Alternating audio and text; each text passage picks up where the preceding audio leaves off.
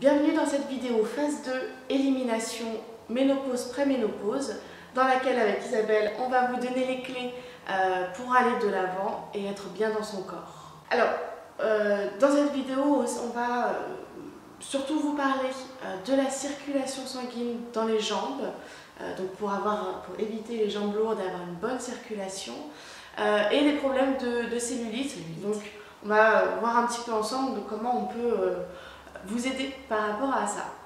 Alors, on fait un petit point physiologique. Comment ça se passe au niveau de la circulation sanguine dans le corps? Pourquoi est-ce qu'on a des jambes lourdes? Pourquoi est-ce qu'on a de la cellulite? On en a toutes en plus. Hein, oui, bon, c'est vrai plus ou moins, mais en tout cas on en a toutes. C'est sûr. Le cœur, c'est une pompe qui envoie le sang. Il envoie le sang en bas du corps. Sauf qu'en fait, une fois que le sang est en bas, dans les pieds, il n'y a plus de pompe pour le faire remonter. Et pourtant, c'est le chemin le plus difficile.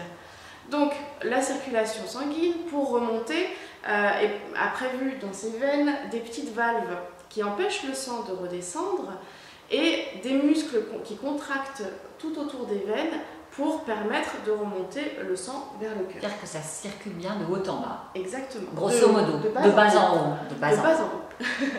Donc, souvent, quand on a des jambes lourdes, c'est que ces petites valves sont un petit peu abîmées et usées, ou qu'on n'a pas assez d'activité physique pour stimuler ces muscles qui vont faire que le sang va remonter. Du coup, comme vous explique Pascaline, il manque du muscle. Donc forcément, c'est vrai que quand on arrive après la quarantaine, il y a un phénomène naturel de fonte de muscle plus rapide que quand on a 20-30 ans. Voilà, c'est-à-dire que, comme je le disais dans une autre vidéo, on prend plus facilement de la graisse que du muscle, à moins que, parce que ce phénomène peut être vraiment ralenti, on arrive à prendre plus de muscles que de graisse en faisant plus de sport, voilà, en stimulant plus nos muscles. Alors, après 40 ans, le petit problème, c'est que parfois, on a des articulations plus fragiles, donc tous les sports ne nous conviennent pas. Donc, à vous d'écouter votre corps, mais en attendant, le meilleur, on va dire, anticellulite naturel au niveau sport, eh bien, c'est d'allier du cardio, à faire du cardio, c'est-à-dire courir, la natation, enfin, qu'est-ce que je veux dire par du cardio? Eh bien, c'est-à-dire faire des sports d'endurance, comme par exemple la course à pied, comme par exemple la natation, comme par exemple le vélo, mais bien entendu, écoutez-vous, si vous avez des problèmes de genoux, faites un sport porté, du vélo, de la piscine par exemple, qui sont plus doux pour les articulations, ce qui est souvent notre cas après 40 ans.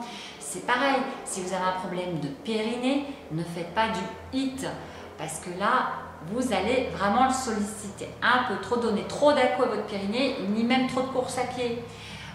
Privilégiez toujours ces fameux sports portés. Voilà, vélo, natation, c'est... Il y a aussi peut-être la marche rapide, aussi. La marche en déroulant bien le pied justement pour bien contracter tous ces muscles au niveau de la cheville et du mollet. Complètement. Et puis, là je parle de cardio, mais justement la super formule, c'est d'allier à ça, puisqu'on a besoin de muscles. Et il y a des sports qui vont nous permettre bien de nous muscler. Alors bien sûr que quand on fait du vélo, quand on fait de la piscine, on va se muscler, oui c'est sûr. Mais si à cela de temps en temps, eh bien vous pouvez un petit peu, je sais pas, mettre des poids aux chevilles quand vous faites de la marche par exemple, ou si vous devez faire des séances sans saut, hein, de fitness par exemple, mais sans saut, en soulevant un petit peu, voilà, en soulevant des poids, en surveillant toujours bien entendu ce que vous pouvez soulever, en écoutant toujours votre corps de façon à privilégier, voilà, à faire des gestes doux et à faire que les articulations ne souffrent pas. Il faut toujours s'écouter, c'est hyper important. Prenez soin de votre corps. Voilà, mais bougez. Bougez en vous créant du muscle le plus fréquemment possible. Ce qui compte aussi, c'est une routine régulière, c'est la régularité. C'est-à-dire 3 fois par semaine, c'est bien. Voilà.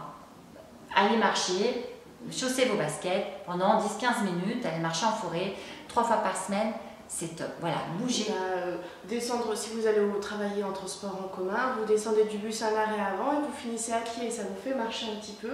Et ça peut être en plus, peut être le moment, là c'est le printemps, de prendre l'air, d'écouter les oiseaux, de voir les fleurs. Plus c'est sympa en plus. Pour la tête aussi, ça fait du bien. Ça fait du bien. Exactement. Donc voilà déjà le conseil physique sportif. Voilà. Faites vraiment, choisissez un sport qui vous convient vous, pour ne pas vous dégoûter, bien sûr, c'est important de prendre plaisir, mais bougez, bougez. Entretenez votre corps, c'est bouger. Et en même temps, vous entretiendrez votre tête aussi. Il y a un autre conseil, ça va être l'alimentation, on y revient, on en parle tout le temps. On va parler tout le temps dans ce programme de toute façon. L'alimentation, il faut savoir que les hormones, les oestrogènes et la progestérone vont jouer un rôle dans la répartition des graisses. Quand on arrive à la période de la ménopause et de la préménopause, on perd progressivement ces hormones-là. Donc forcément, la graisse va aller se stocker plus facilement dans les fesses, dans les cuisses, dans les bras, dans les endroits qui sont le plus susceptibles de les accueillir. Voilà. Donc au niveau de l'alimentation, on va faire un petit peu plus attention aux gras, aux mauvais gras surtout. Les mauvais gras, c'est les gras qui vont avoir tendance à figer au frigo. Donc tout ce qui est gras animal, tout ce qui est gras saturé, l'huile de coco, l'huile de palme, c'est des huiles qui vont figer au frigo. Alors l'huile d'olive fige au frigo, mais elle a quand même quelques liaisons, donc elle est quand même bonne, l'huile d'olive. Mais voilà, et faites attention au gras, si vous mangez de la pizza, de la fondue, tout ce qui est fromage, tout ce qui est lard, friture, tout ça, c'est des gras qui vont se stocker facilement là où on n'a pas du tout envie qu'ils aillent se stocker. Donc on en revient toujours à une alimentation la plus naturelle possible, la plus végétale, légère, avec des fruits aussi, mais voilà, privilégier une alimentation la plus naturelle, vraiment, qui vient de nos terres, quoi. Voilà. Clairement. Oui, et puis si vous pouvez l'avoir en local, c'est encore mieux parce qu'elle correspondra à vos besoins physiologiques. On a des petits massages aussi à vous proposer. Alors, on a des massages pour les jambes lourdes, des massages pour la cellulite.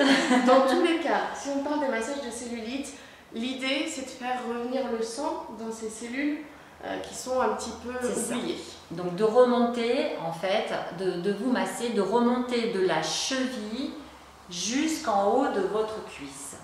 Alors là, en faisant rougir un petit peu, hein, voilà. vraiment en pressant, voilà. en appuyant profondément avec vos doigts, et en frottant aussi même. Tout ce qui vous fait rougir. Si vous avez tendance à rougir parce que vous vous frottez, c'est bien, ça veut dire que le sang vient jusque là. Voilà. Donc l'idée avec la cellulite, c'est de faire venir le sang, donc de faire rougir. Pour aller déloger là, ce tissu adipeux voilà, qui est parfois qu'on stocke depuis un petit moment, il n'y a rien de mieux que faire bouger, massez-vous et en plus, il y a des huiles essentielles. Voilà. Qui sont, des petites huiles essentielles. Bah oui, il faut bien qu'il y ait des petits trucs en plus quand même. On a des petites béquilles pour aussi. Donc, les huiles essentielles, il y en a quelques-unes qui peuvent aider, que ce soit pour les jambes lourdes et douloureuses, que pour la cellulite. Donc, je vous propose 2 recettes de gel. Un recette de gel pour les jambes lourdes et douloureuses et un recette de gel anti-cellulite. Dans le petit PDF que vous allez trouver en dessous de la vidéo. Alors c'est assez facile, ça contient essentiellement des huiles essentielles et du gel d'aloe vera que vous trouverez très facilement en magasin bio et en pharmacie. Vous pouvez faire les dosages dans le creux de votre main, je vous expliquerai tout ça dans le petit PDF. Voilà, et profitez-en justement pour vous l'appliquer. Alors on l'applique combien de fois par jour, Pascal? 2 fois par jour. 2 fois par jour. Donc matin et soir par exemple. Au moment de la douche. Voilà.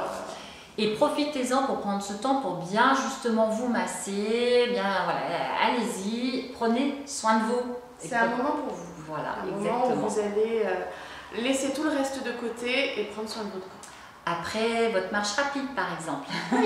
Voilà, ça peut être une idée. Après votre séance piscine ou après, voilà, à vous de voir. Mais en tout cas, c'est vrai que intégrer ça dans votre quotidien aussi. Pensez à votre alimentation.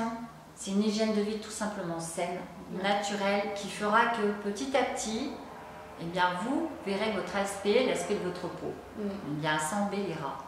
Et vous vous sentirez bien mieux dans votre corps. On vous retrouve très vite. À bientôt. À bientôt, bye bye.